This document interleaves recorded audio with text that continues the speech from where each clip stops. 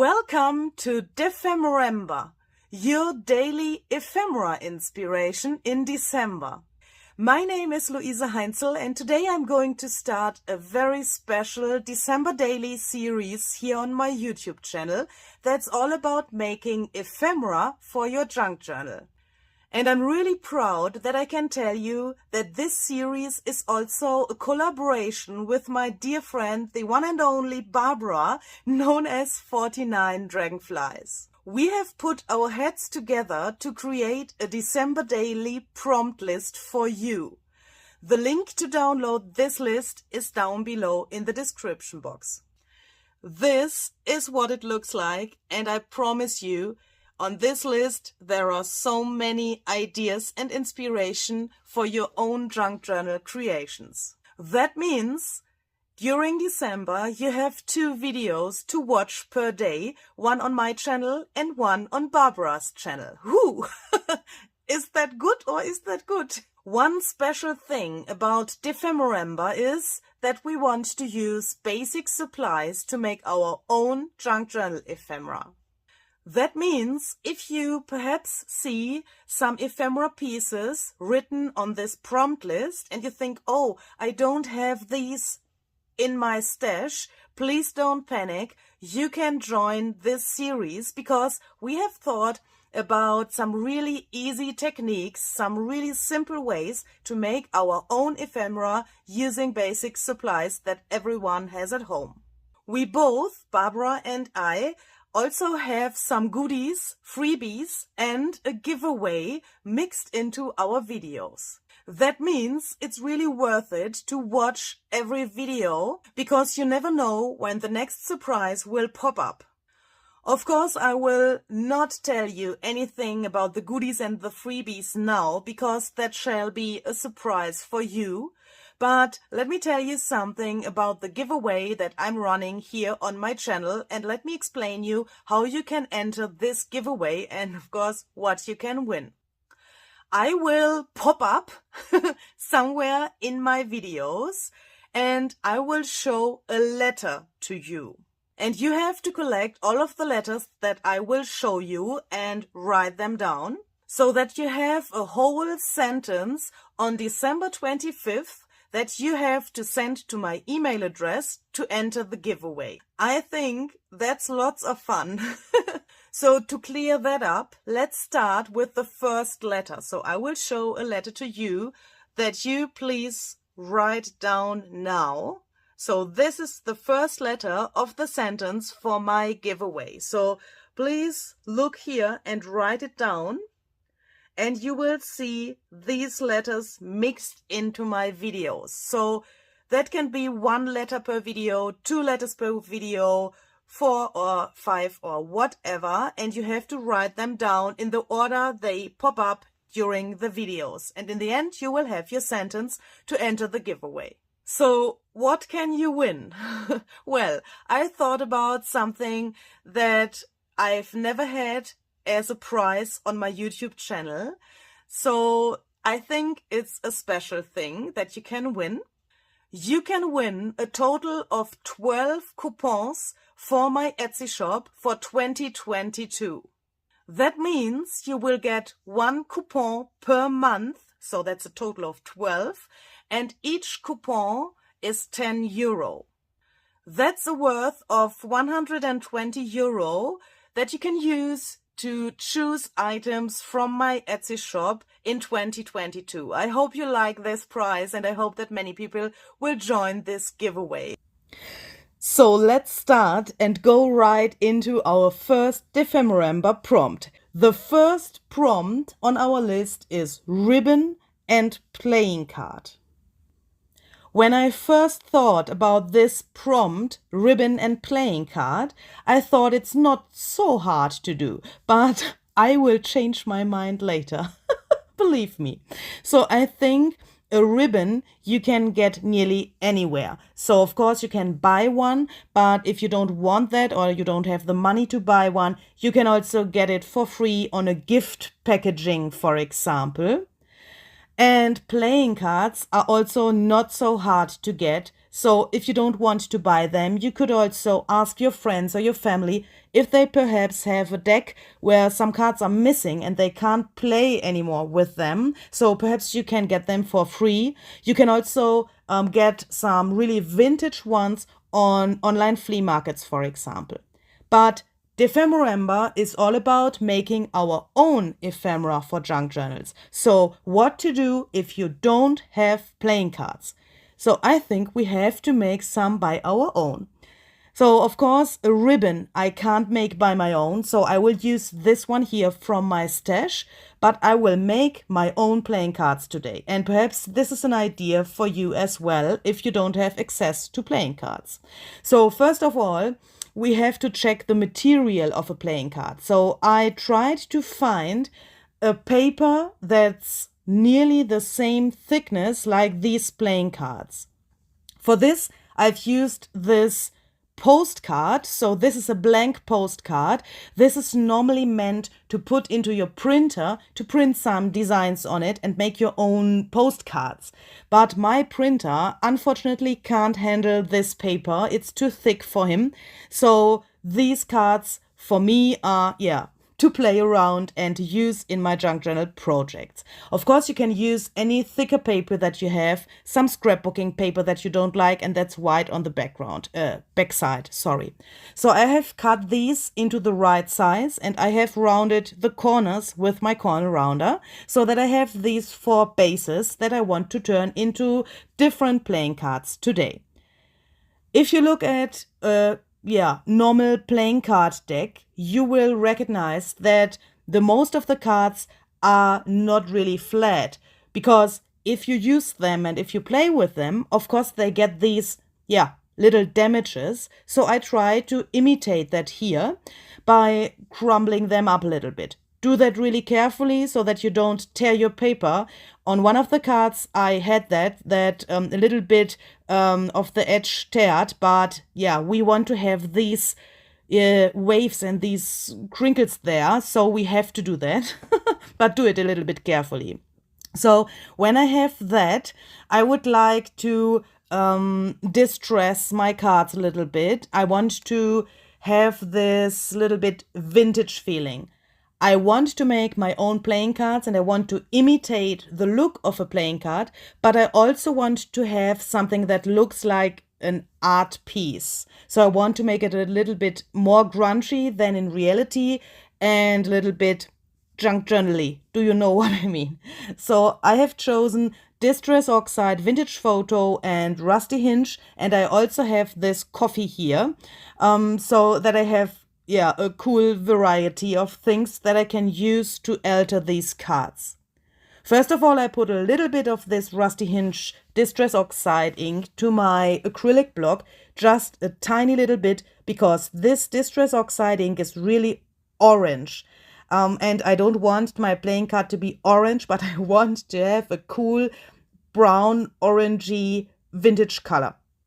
So I'm taking some coffee and put that directly to my acrylic block. And here I'm realizing that this is really dark and that my surface that I used is not big enough. So first of all, I try to spritz a little bit more water to get this, a little bit more not so dark, you know what I mean, not so intensive. The more water you spray, of course, the more transparent this color will be. And then I changed my mind and I put this whole stuff to a bigger surface. So don't be confused. This is only because this acrylic block was too small. As you can see, I can mix my color much better on a bigger surface. By the way, this plastic plate comes from a shoe shelf. Do you know these shoe shelves that you can build easily by just not sticking, but you put the single pieces to each other and then you have a really light shelf. And this piece is from one of those shelves, and I really like that because you can mix your colors really easily on this plastic thing, and you can also get the paint off really, really easily. So I really love to use this thing. So I'm just dipping my cards into my color mix, and as you can see, this turns out really, really light, and that's what I want here.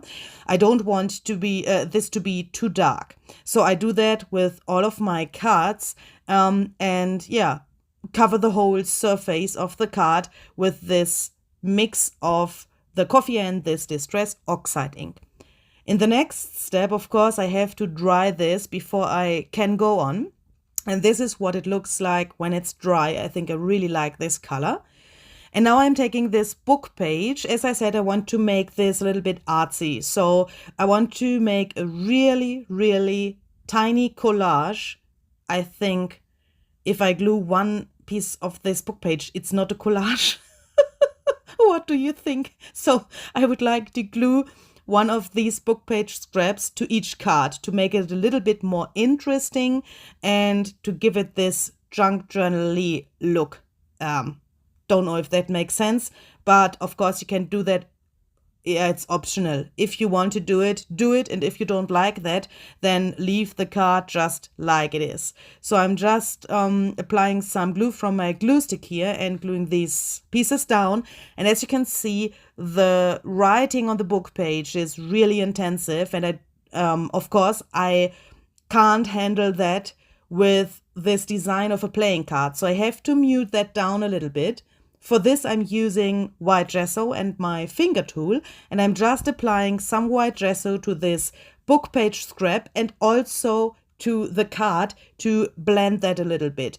The Distress Oxide ink and of course the coffee as well are water soluble, so now I'm getting a really, really nice blending effect. I really like that when this oxide ink and the coffee is mixing with the gesso. This is a really cool trick to blend book page scraps to your background.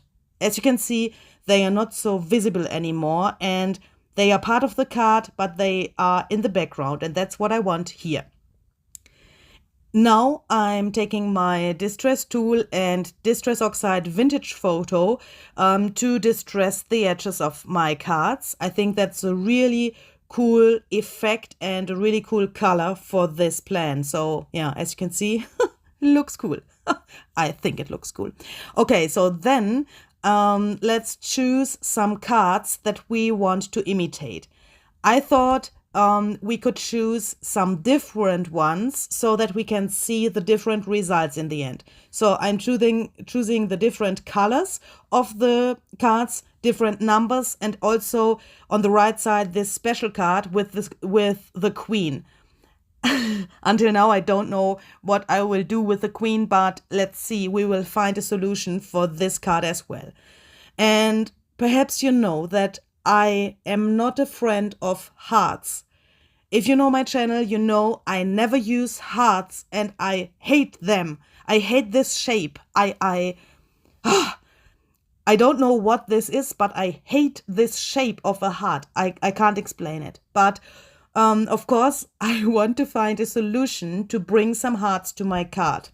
Of course, if you have such a heart punch or a heart stamp or stencil, you could use that. I don't have such things, so I wanted to make a book page in red, and then I want to cut out these hearts to bring them to my card. I also think that cutting out the heart from a red paper is the most secure way to come to a successful result, because when you cut that out, you have the chance to move your hearts on the card and then glue them. First decide for the position and then glue them. If you use a stamp or a stencil, you put that to your card and then it is there and you have no chance to move it around or bring it into the right position. That's also a reason why I went this way and took this red paper here. So I folded that in half, and yeah, now I'm trying to cut a heart. And you can't believe how difficult that is if you've never done that before. I think the last time I did that, that was in the kindergarten. So I've tried my best to get a heart shape here, and I was really surprised about this first result. So look at this. I think that's okay. And of course, we want to see that this is handmade. We don't need a perfect heart shape here for this project. We want to see that someone has spent time and ideas and that stuff to do this. But of course, I want to see that it is a heart.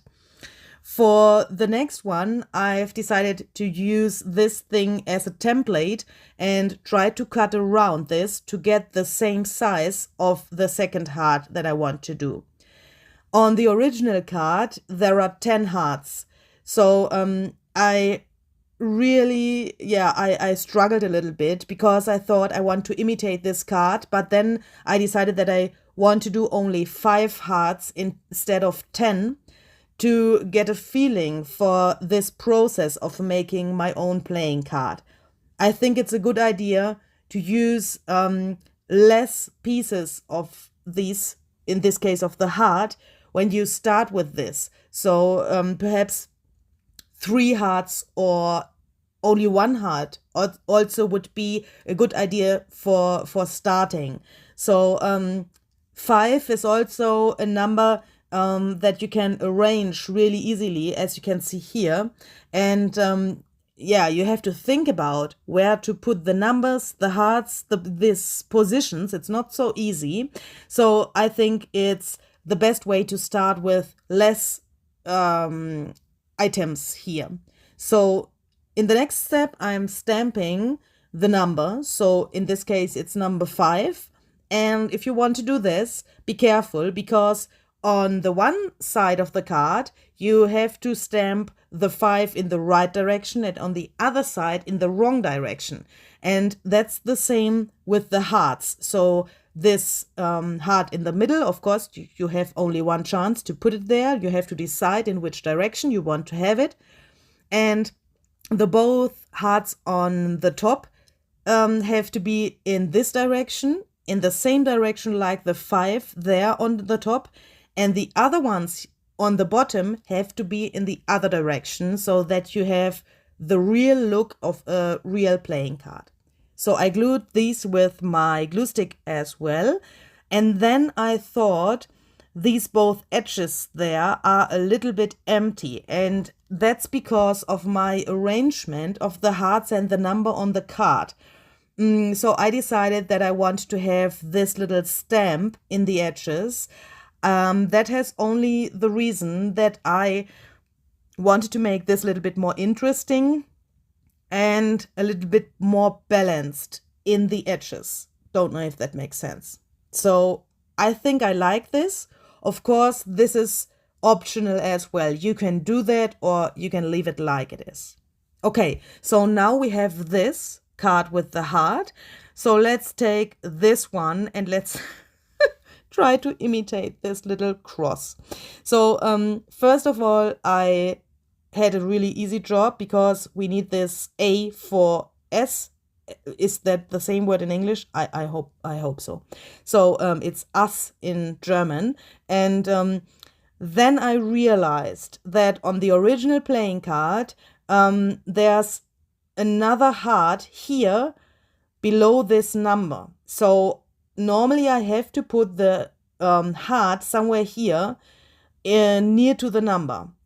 And if I don't do that, I think this card will look a little bit strange, because if I put this cross to the middle, there's nothing else. So I thought really long about how to solve that problem, because I thought we need those 3 crosses there, one big in the middle and the 2 smaller ones below the A.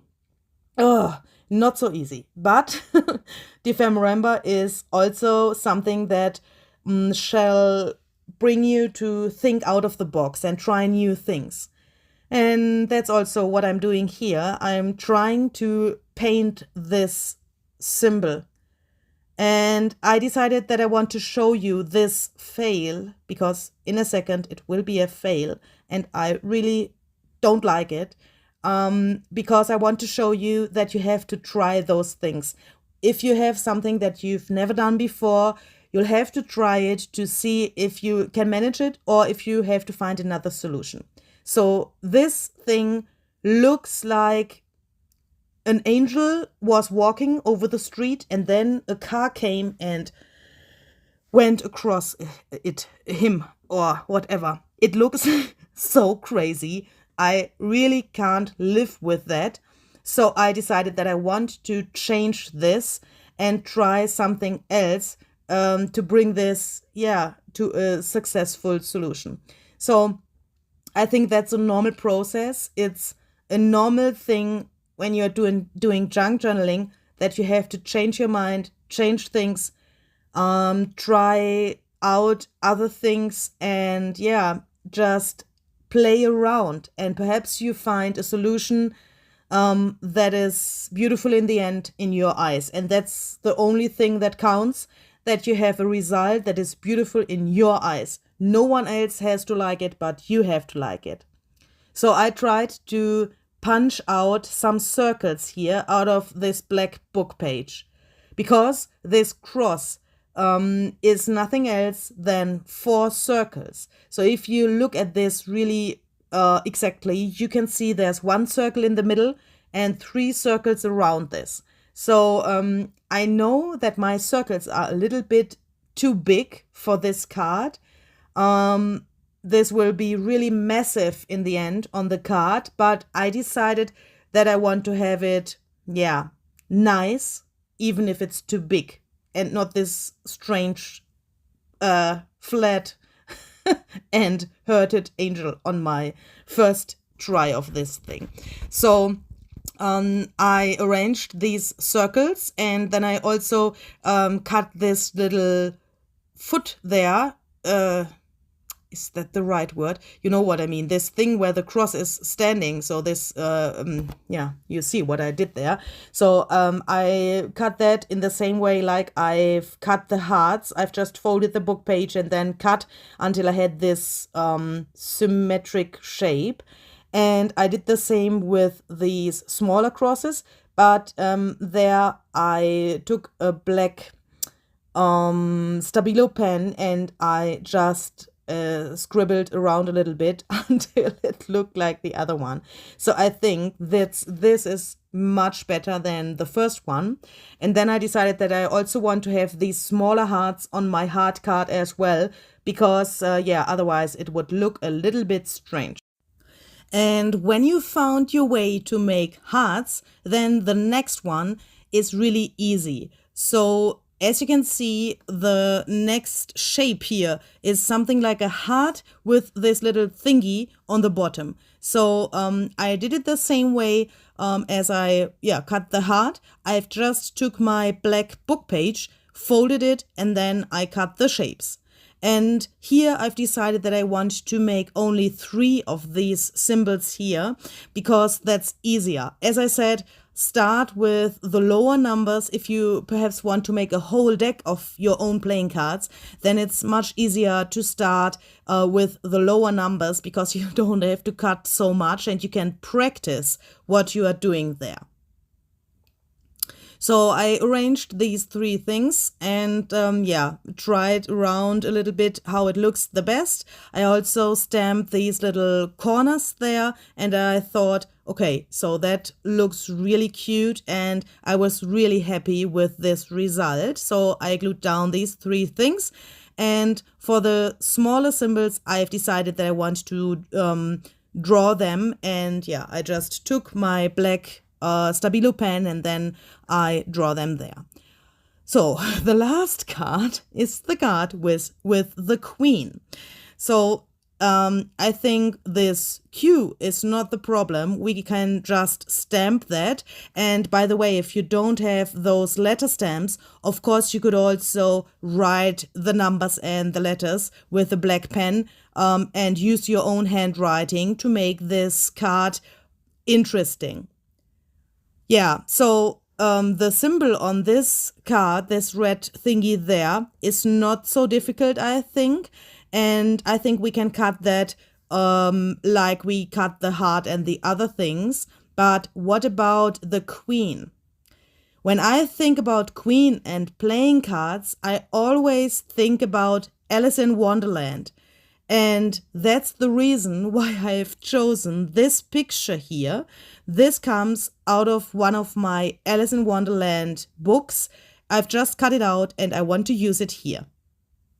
Speaking of Alice in Wonderland means it's time for the first DEPHEMEREMBER goodie for you. You can get 30% discount on all of my Alice in Wonderland digital printable items from my Etsy shop. So that's the Alice in Wonderland Junk Journal Kit and the Alice in CHRISTMASLAND Junk Journal Kit. Please check out the info box for the links and all of the information. Happy shopping! So let's bring this queen to the card. So if you don't have a physical Alice in Wonderland book, of course you could also use one of my digital printable versions of Alice in Wonderland and cut one of the queens and use that for your card. But of course you can also find a woman, for example, in a magazine and cut her out, give her a crown, and you will have your own version of a queen. Sorry. So I've just painted these little symbols here. Attention, the next letter for the giveaway. You can see it here. Please write this down. You will need that for the giveaway. Okay, so that's important, really important. Let's go on. So I've just painted these little symbols here. I think that looks really, really cute. And then I thought about the other both. They have to be bigger than the ones that are below this Q. So I decided that I want to go the same way like on the other cards. Not only to make them cohesive, but also because I had practiced this thing and I thought, why not using the same technique for this card as well? So I took some red acrylic paint and brought that to this book page. It's the same kind of book page that I've used for the other cards.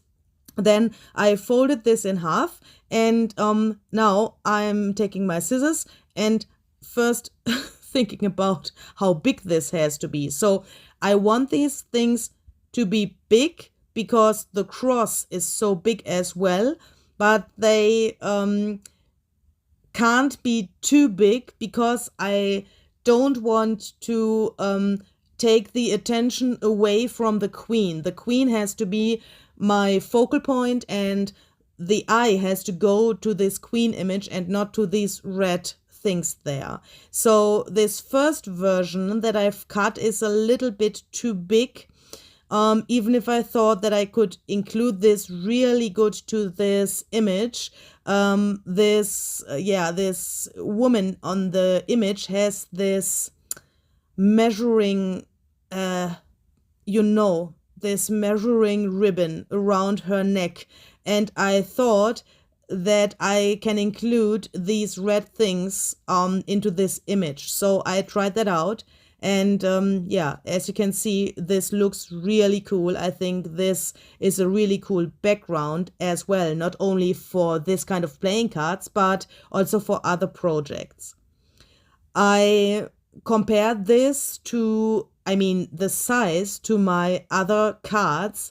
And that was, I think, the hardest part of this card, to decide how big this can be. And then I came to the idea to cut that a little bit smaller. If you want to do that, you can just place your both pieces on top of each other and then cut. This way you will get the same size for your new piece. As you can see in a second, they are the same size. That's a really cool trick as well, I think. And now this arrangement looks much better than before, I think. So I try to find the right position so that I can glue all these things together now.